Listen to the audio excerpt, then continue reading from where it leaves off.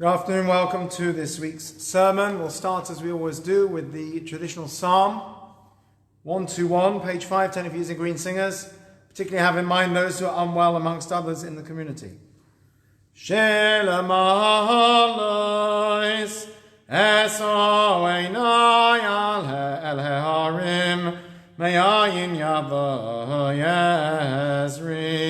Ezri me'yim Adonai Oiseh shamayim v'aretz Al yitein lamoit raglecha Al yanum shoimrecha Hinei lo yanum v'lo yishan Shoimeh Yisroel Adonai shoimerecha Adonai tzilcha al yad yaminecha Yoimam hashemesh lo yakeka v'yoreyach b'layla Adonai yishmorecha mikol ra yishmor es nafshecha Adonai yishmor tzeitzcha v'yecha Me'ata v'yad olam. Say prayers for those who are unwell, the names that we do have. Please add names yourself if you know of people who are unwell, the appropriate point in the prayer. Miriam bas Neta, Yisita ben Miriam, Ves Chayfenga bas Pesha, Ves Meshwinzachas ben Miriam, Ves Chana bas Nechama, yes. Yonasan ben Malcolm, yes, Esther, Yochem bas Reis Bracha, Ves Chaim Tovia, David ben Chaylem, Ves Avram Shom ben Sar Devora, Ves Boshim ben Frein, Ves Pesach ben Shena Giza, Ves Shem ben Chanaliba, Ves Yeshua Chona ben Miriam, Ves Shlomo ben Mindor, Ves Avram ben Sarah Peril, Ves Mordechai David ben Cyril, Ves Yaakov ben Miriam, Ves Baruch Michal ben Rachel, Ves Michal ben Henya, Ves Yonasan ben Sam, Ves Kasio ben Frein, Ves Pinchas ben Lidba, Ves Baruch ben Tovachai, Ves Shmuel Reuben ben Nechama Eses, Yehuda ben Kayla, Yes, Rafael, Shona ben Chan, yes, Yemir ben Sob, yes, Wolf ben Pauline, yes, Yitzchak Isaac ben Yudis Rachel, yes, Nasa ben Shan, yes, Mary ben Malcolm, yes, Old ben Tova, yes, Moshe ben Shifra Rachel, yes, Malcolm bas Chan, yes, Chan bas Tavur, yes, Esther bas Rachel, yes, Yisrael ben Sora, yes, Hershel bas Rachel, yes, Francis bas Hershel, yes, Yael bas Sora, yes, Rabas Gittel, yes, Simon Masha bas Yachvesh, Namas bas Chai Liba, yes, Rabas Sora Liba, yes, Galia bas Sora, yes, Yudis bas Beila, V'es Leah bas Karen, v'es Michal David ben Rivka,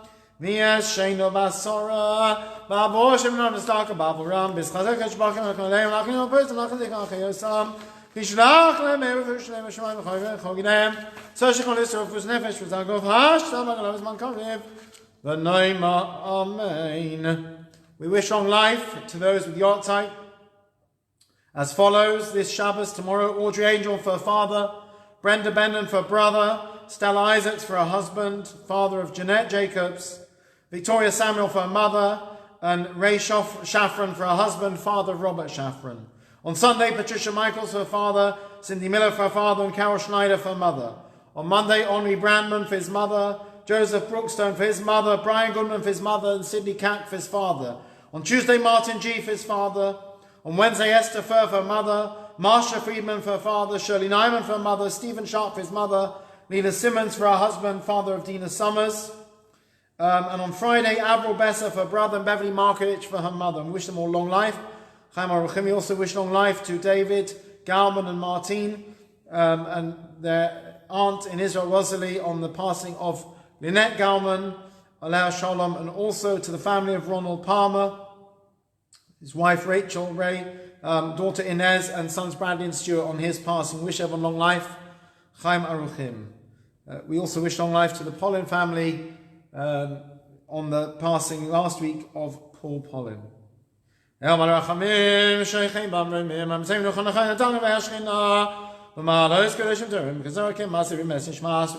Moshe, Moshe ben Yosef, Avram ben Noach, Sorabas Avram, Moshe ben Tzvi Hirsch, Bible ben David, Rivka bas Avram, Shlomo ben Michal, Yisrael ben Avram, Leah bas Avram, Shimon Hirsch ben Moshe, Rabas Moshe Levi, Avram Levi Chaim, Bela bas Yaakov, Shalchu Loilam Ma'aman Barachamim, Yasirem B'Seisek, and Avam Li'olamim, Yitzovit Shacham Nishmas, An Noinach Lasam, Yanuch B'Shom Mishkoisam, V'Noimar, Amen. Just 1 second. I forgot my shofar.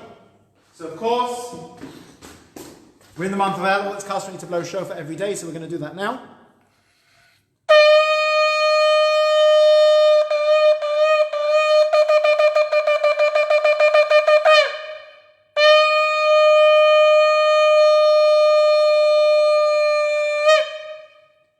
And on a happy note, some mazel tovs to Josh Richards on his engagement to Sophie, to his parents and siblings.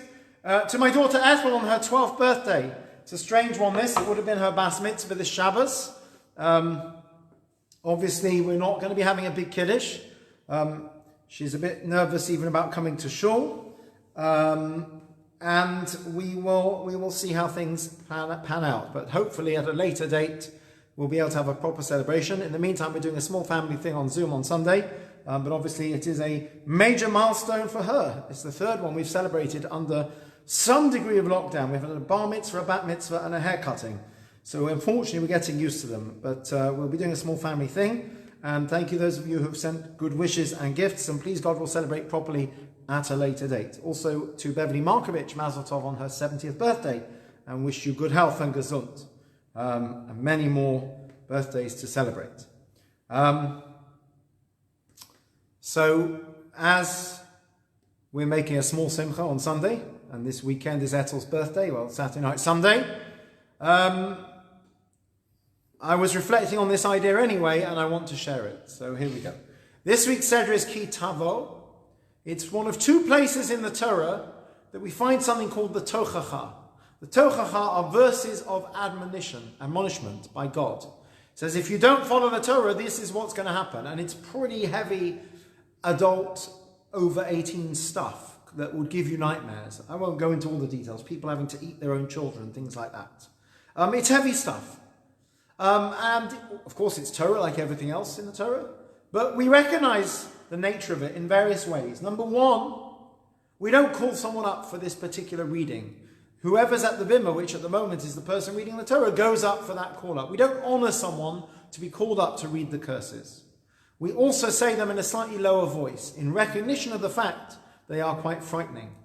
I've mentioned a few times recently in sermons and in classes that often we do, of course, talk about reward and punishment in Judaism, but usually the reward comes first. When we look at the Shema, for example, it talks about the reward and only then the punishment in the second paragraph. But the Tochacha is pretty heavy stuff. It occurs at the end of Parshas Bechukotai, at the end of Vayikra, Leviticus, and it occurs in this week's Sedra. So as I said, there is a custom that the person reading, lowers their voice when they get to this section. So there's a beautiful story, which I've shared many times before, and is particularly poignant this year, of the Kloisenberger Rebbe. The Kloisenberger Rebbe, who lived through the war, later founded the Laniado Hospital in Netanya, a very special man, of whom many incredible stories are told, particularly around surviving the war and the horrors that he went through and the comfort that he gave to so many Jews that came through the war. So they say that at some time after the war, it was one of the times that we read the Tochacha, and it was in the Kloisenberg Shul, and the Baal Korah, the person reading, got to the point where they read the curses, and as is customary for generations, the reader lowered his voice to a lower volume. And the Kloisenberger Rebbe, who was standing obviously at the front in his shul, in his shtibel, shortly after the war, I believe this took place, he shouted out in Yiddish very loudly, Hecha, Hecha. So the Baal Korah didn't know what's going on. He carries on reading quietly. So the Rebbe says, Hecha, Hecha. Hecha in Yiddish means louder, louder. And then he said, after the third or fourth time, he turns to the person reading and he says, in Yiddish, very loudly and very strongly, he says, say them out loud. Let's hear them. He says, because we've just lived through all these curses. We've seen them with our own eyes in Europe. This is what we lived through, this horror and these curses. Now it's time for the blessings that follow. Shout it out. Call attention to it. Now that's a very special Rebbe that can do that. For most of us, maybe we're not on that level to challenge God. But this was the Kloisenberger Rebbe's greatness. He was saying to the Almighty, I'm not going to lower my voice, because you know what? Actually, we've lived through this. We've lived through some real horrors. We've lived through these curses. Let's shout it from the rooftops. Now it's time for the blessings to come that follow the curses. They say, according to Hasidic teachings, that the curses, which sound so scary and horrible, talks about wandering around blindly in darkness, not knowing whether you're coming or going, losing all sense of perspective. There's all kinds of allusions to mental health as well in there. And they say that they're really very high blessings. Perhaps we can understand that in the same way that the Haggadah spends a lot of time telling us how many plagues took place. You may recall, if you're still awake at that point in the Seder, somewhere in the middle, where this one said there were 10 plagues, and one said there were 50 plagues, because each finger of the hand of God, and another one says there were 250 plagues. Who cares? Let's eat already. What do I need to know if there's 10 plagues, 50, 100, 200, 250? There can be 10 million plagues for all I care. I want my matzah. I've been waiting, So the answer is very simple. There's a famous verse in the Torah that says, God says to us, Kol ha'machala shesamti b'Mitzrayim lo asim alecha. All those plagues I brought upon Egypt, I will not bring upon you, says the Lord, for I am the Lord who heals you. So in Jewish history, we've often had a very difficult time. So along come the rabbis and say, you know what, here we have a promise of blessing from God. He says, anything I did to the Egyptians, I won't do to you. So why stop at 10 plagues? If we can show there were 250 plagues, that's 250 blessings for us. The worse the curses, the bigger the blessings. And so after we read the Tochacha, the curses, says the Kloisenberg Rebbe, it's time for the blessings to begin. Not the curses that will happen, God forbid, if we do something wrong, but the blessings that come instead. And when you've lived through the horrors of the Shoah, like the Kloisenberger Rebbe did, you can turn around to God and say, I'm going to shout from the rooftops. These curses have happened already. They've come true. I don't have to say them quietly for fear of somehow, ayin hara or something. I'll say them out loud. I'm not sure we're quite on that level. Well, we're certainly not. And I'm not sure we're quite in that situation.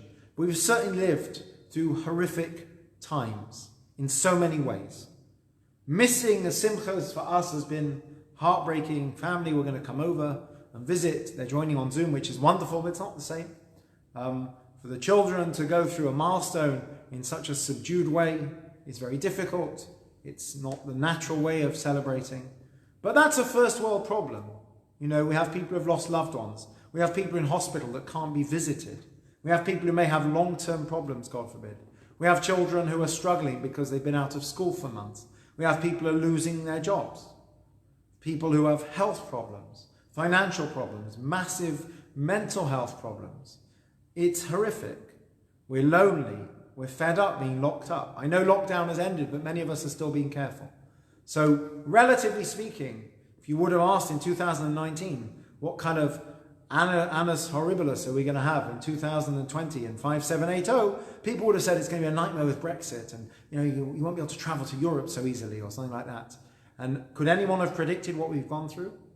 So maybe the same applies to us. As we read this Sedra, which is quite scary in many ways, and as we read those curses, yes, I will lower my voice tomorrow, because that is the custom, and custom is very important. But on another level, maybe we should shout out to God. We've had enough curses this year. It's time for the blessings.